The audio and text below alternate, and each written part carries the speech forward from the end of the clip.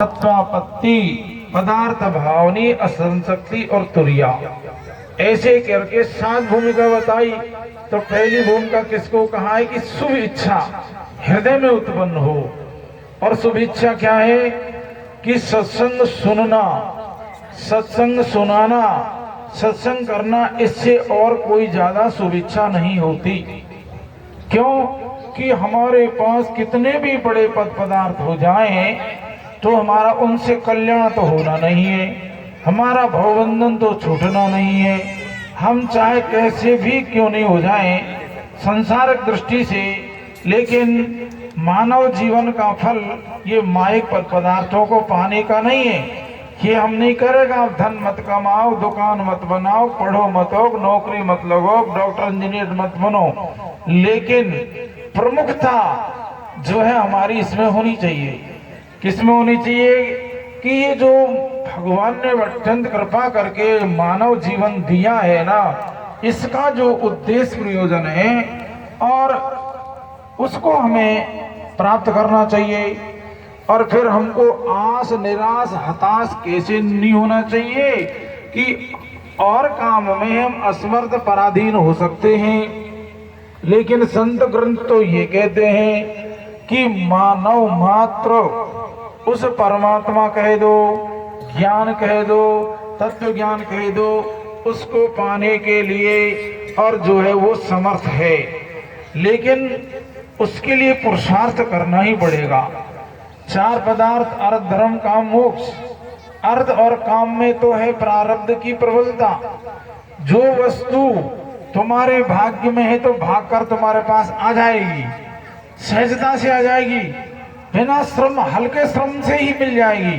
क्यों भाग्य में है वो, और नहीं है तो होने पर भी भाग जाएगी। ये तो वस्तु बड़ी कठिनाई से प्राप्त करी थी, चली कैसे गई, बिछुट कैसे गई, दूर कैसे हो गई, खो कैसे गई, भाग्य में थी नहीं तो नहीं रहेगी वो। अब इस बात को अपन समझ लें तो बताओ, दुख की बात आनी नहीं चाहिए। समझ को ही तो काम लिया जाता है, सत्संग से सुन करके ही तो मनुष्य को जो ज्ञान की बात कही। तो सज्जनों, जो शुभ इच्छा हमारे मन में उत्पन्न होती है तो समझना चाहिए कि हमारे पूर्व जन्म के कुछ पुण्य हैं।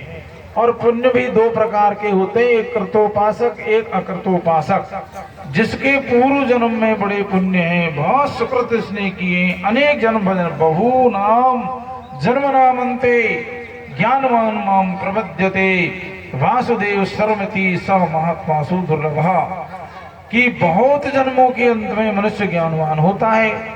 लेकिन एक बात और है कि आप ये मत सोचना कि बहुत जन्म जन्म लग जाते हैं, क्या पता हमारे अब से पहले बहुत जन्म हो लिए, हमारा यही जन्म अंतिम होए, इसी में हमें मोक्ष मिलनी है।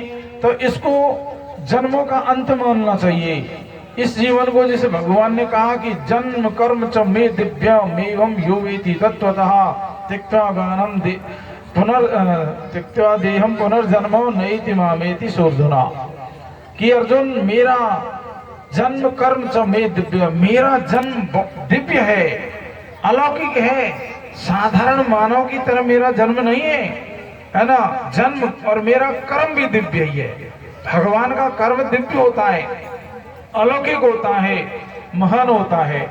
तो जब भगवान कहते हैं तो ऐसे ही हमको भी मानना चाहिए कि हमें सत्संग मिला, हमको गुरु ग्रंथ मिले, तो अभी हमारा जन्म भी दिव्य मानना चाहिए।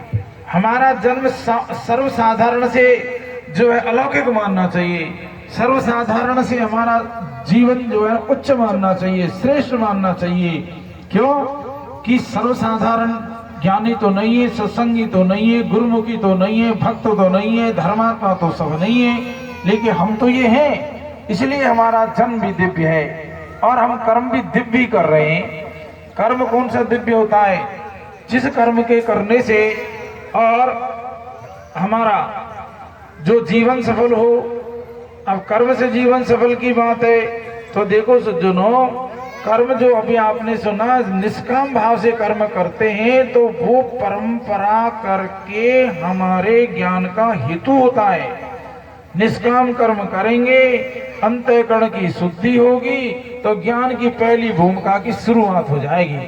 कर्म से ही हुई, अंतःकरण शुद्ध नहीं है तो उसको अपने आप को जानने की, भगवान को पाने की इच्छा ही उत्पन्न नहीं हो सकती। जब इच्छा ही नहीं होगी, तुम्हारे कछु काम करने की इच्छा ही नहीं होगी, तो तुम काम में प्रवृत्त होंगे ही कैसे? तुम्हारी कहीं जाने की इच्छा ही नहीं है, तुम कैसे जाओगे? प्रियोजन मनदस्य मंदो अपि न प्रवर्तते। प्रियोजन को ध्यान में रखे बिना तो मंद पुरुष भी एक कदम नहीं बढ़ाता। आप यहाँ बैठे जो ही खड़े होंगे ना, तो उससे पहले कुछ मन में इच्छा होगी कि मैं खड़ा होके वहां जाके पानी पियाऊं, या जो है खड़ा होके एक काम कर, पहले मन में होगी, फिर खड़े होंगे, फिर चलेंगे। तो ऐसे ही जो ज्ञान की पहली भूमिका कहा शुभ इच्छा, कृतोपासक पूर्व जन्म में किए, पूर्व जन्म के नहीं है तो ये नहीं सोचना चाहिए भाई हमने तो पूर्व जन्म में किए नहीं है, लेकिन वर्तमान में सत्संग सुन के मानव जीवन की दुर्लभता को समझ के और भी इच्छा मनुष्य को हो जाती है। सुनेंगे शंकराचार्य जी ने कहा दुर्लभो त्रयमेव देवानुग्रहेतुकम मनुष्यत्व मुमुक्षत्व महापुरुष संश्रयः, कि शंकराचार्य जी ने कहा दुर्लभो त्रयमेव, संसार में तीन वस्तु दुर्लभ है, बहुत बड़ी दुर्लभ है, बड़ी कठिनता से जो मिलती है उसे दुर्लभ कहते हैं। देवानुग्रह माने ईश्वर के अनुग्रह कृपा से ये मिलती हैं। अब आपको प्रसन्नता होनी चाहिए ना कि हमारे ऊपर भगवान की कैसी कृपा है कि हमको सत्संग मिल रहा है। उसकी कृपा बिना तो सत्संग मिल ही कैसे जाएगा, है ना। देवानुग्रह तुम तो क्या है, मनुष्यत्व, एक तो मानव होता है, एक मानवता होती है, मनुष्य होता है, एक मनुष्यत्व होता है। जो मनुष्यत्व का मतलब हो कि जो मानवता के जो कर्म हैं, जो धर्म है, उसको वो धारण कर ले, उस पर वो अनुकरण कर चले, वही तो मानव है। और नहीं लोग आपस में जब बैठ के बातें होती है तो फला आदमी वो तो ढांडो है, भाई को आदमी पता मनुष्य होते भी उसको कहते ढांडो हुआ, तो क्या मतलब मनुष्यत्व तो नहीं उसमें। फला आदमी अरे वो राक्षस है, उसकी क्या बात करते हो, बताओ मनुष्य फिर भी राक्षस कह रहे। और फिर फला आदमी ओहो अरे वह तो बिल्कुल देवता है, मनुष्य है और देव बता दिया। क्यों बता दिया कि उनके कर्मों के अनुसार बता दिया, है ना, उनके आचरण के अनुसार बता दिया, उनके नेचर के अनुरूप बता दिया।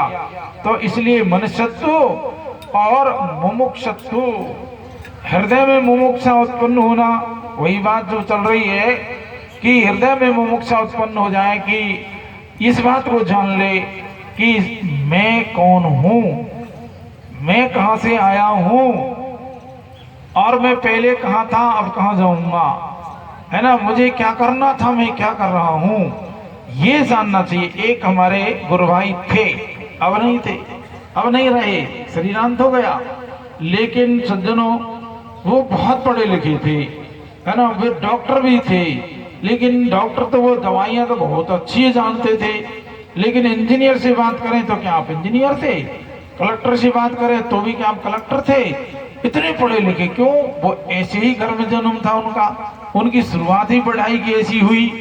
तो उन्होंने कहा कि मैं बेटा सोचता कि मैं इतना पढ़ गया, इतना लग गया, डॉक्टर बन गया, इतना वैभव पैसा है, अब ये सब इससे क्या होगा, इसका क्या अर्थ होगा, और कमाऊं, कितना कमाऊंगा, उसकी हद कहाँ होगी, फिर उससे क्या होगा, उसका क्या करेंगे, ऐसे चिंतन में बैठा रहता।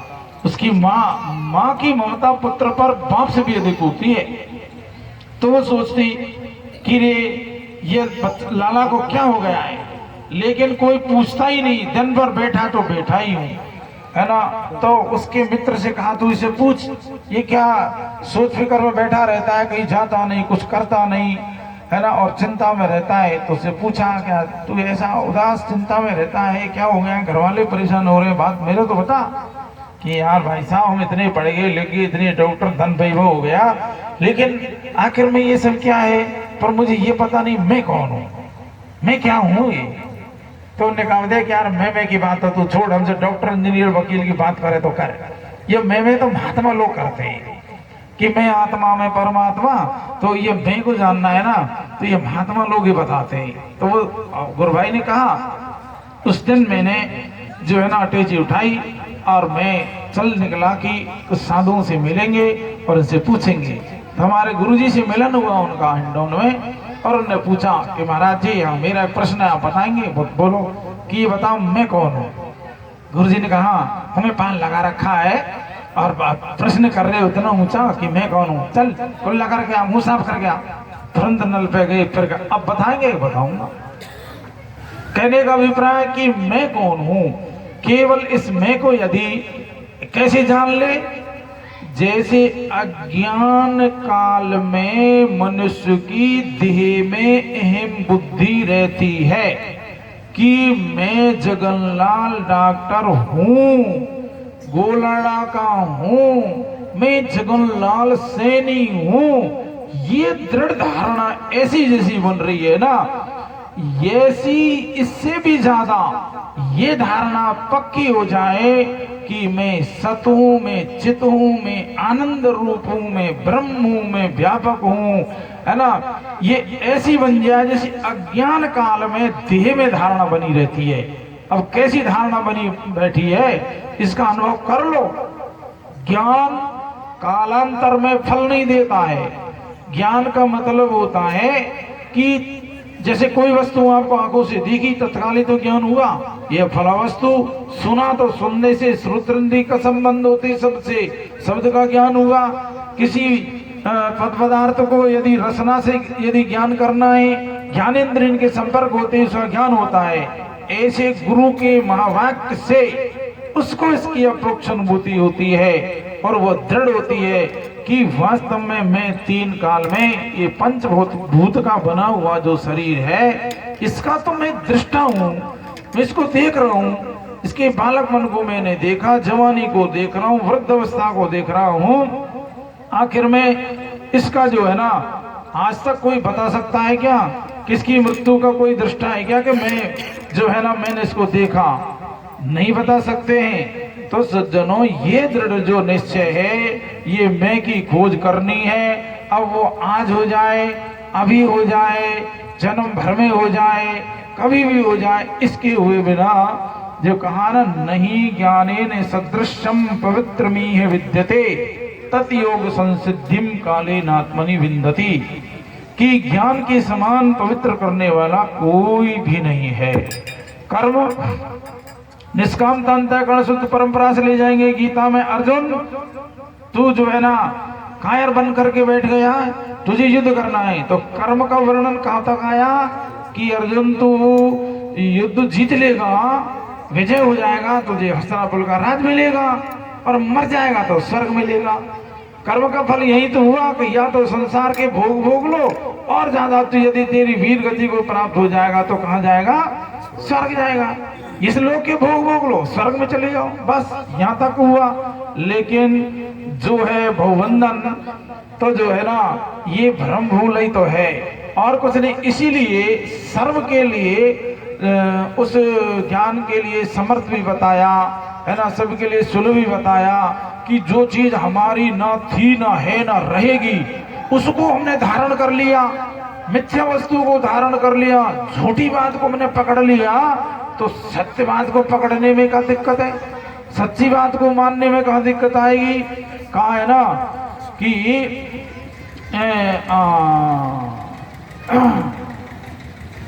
एक जो है पंचदशी में भी कहा इस बात को कि ब्रह्मास्पति चिंतताम, कि मैं ब्रह्म हूं ऐसा चिंतन करना चाहिए। ब्रह्मस्मृति चिंतताम अप्य सत्य प्राप्ते ब्रह्म प्राप्ते किम पुनः, कि मैं ब्रह्म हूँ ऐसा चिंतन करना चाहिए। तो ऐसे चिंतन से ही उसकी प्राप्ति होगी। जब चिंतन से मिथ्या वस्तु की प्राप्ति होती है, चिंतन से मिथ्या वस्तु की धारणा हो जाती है, तो चाहे मैं स्वयं अपना आपा हूँ उसकी हो जाए तो क्या कोई बड़ी बात थोड़ी है? बहुत बड़ा अपर काम थोड़ा ही है, कोई बड़ा है ही नहीं है। क्यों कि बड़ा तो जब वो कोई दूर की वस्तु हमें मिल जाए ना, कि वो तो 7 समुद्र पार थी जब मिली, बहुत कठिनाई से पहुंचे, कठिनाई का काम ही नहीं है। अपना आपा है, गुरु के शब्द पर धारणा करनी है, उसका चिंतन कितना करते हैं? बिल्कुल नहीं करते। हमारे गुरुजी कहते कि अरे ये गधा को तो बेचारे को जोरी से गुण कान पकड़ गुण लदते हैं, सारे दिन बोझा ढोते पकड़ पकड़ के, गधा पे गुण लदी ले गए, फिर भरी फिर लगे, और लग जाए मौका तो गेल में रगड़ गुजर पटक की कोशिश करे। लेकिन मनुष्य या ऊपर गुण कोई को लदे, खुद की लदेगो, लुगाई की गुण लदेगो, छोरान की भी लदेगो और बहुर की लदेगो, सारी की जिम्मेदारी ले लेगो। और गधा तो रायत में सुख से तो सो गए, पर यह आदमी तो गुण को छाती पर धैर्य सोए रायत में, चिंता की गुण को छाती पे लद के सोएगा। और जगते ही एक कह रहा था, वो वास्तव में इंजीनियर था, रिटायरमेंट था जयपुर में, कि महाराज क्या हो गया पता नहीं, कि रात में और नींद खुल जाती थी, मन है ना यहाँ की समस्या बताओ, यहाँ का समाधान करो। एक और नींद खुल जाती थी, जाना कहाँ की धुना बुनी करता, मतलब वही गुण चेत हो गया तो फिर जल्दी से नींद नहीं आती। क्यों? चिंता चिंता चिंता, फिकर फिकर, उस धुना बुनी में रहेगा तो नींद क्यों आएगी? और जब मन शांत होगा तो भीड़ में नींद आ जाएगी, बैठे बैठे को नींद आ जाएगी, है ना। इसलिए सज्जनों, प्रिय बंधुओं, जो है इस बात की खोज करो, इसको जानो, इसको पहचानो। बड़े भाग्य, बड़ी कृपा भगवान की है कि आज मुंशी राम जी ने और इनके सुपुत्र हीरालाल जगदीश जी ने हम और आप लोगों के लिए बहुत अच्छा अवसर दिया। बहुत दिन हो गए सत्संग को, और आगे के लिए भी सूचना है कि जहाँ तक प्रयास होगा अगले अप्रैल 27 अप्रैल को अंतिम रविवार है ना, हाँ, सभी जितने भी यहाँ साधक प्रेमी बैठे हैं, आने वाली 27 अप्रैल इसी महीने में अंतिम रविवार है। फिर प्रयास करते हैं, क्यों कई बार कई विघ्न आ जाते हैं, प्रतिबंध आ जाते हैं, तो सत्संग को विराम हुआ। और अब की बार जो है पूरा प्रयास रहेगा, और आगे और कोई बात होगी वो तो फिर परमात्मा जाने। तो सबके लिए सूचना है 27 तारीख के भी सत्संग की, और इन्होंने करवाया, इसके लिए बहुत बहुत साधुवाद, धन्यवाद। अब स्थानीय मंडली के हैं, बालिका मंडली, उसमें वंदना अर्चना अलका और ये सब और भजन सुनाएंगे, उनको सुन लें। बोलो सच्चिदानंद भगवान की जय।